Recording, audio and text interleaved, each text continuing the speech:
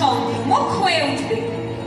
ওহে ইস্কাবনের গোলাম, তুমি তো সম্পাদক। আমি দাসদ্বীপ প্রদীপের সম্পাদক, আমি দাসদ্বীপের কৃষ্টির রক্ষক। কৃষ্টি? এটা কি জিনিস? মিষ্টি শোনাচ্ছে না তো। না মহারাজ, এই মিষ্টিও নয়, স্পষ্টও নয়, কিন্তু যাকে বলে নতুন, নবতম অবদান। এই কৃষ্টি আজ বিপন্ন। বাধ্যতামূলক আইন চাই। ওটা আবার কি বললে? বাধ্যতামূলক আইন? কানমোলা আইনের নব্য ভাষা, এও নবতম অবদান। আচ্ছা, পরে হবে। বিদেশি, তোমার কোনো আবেদন আছে?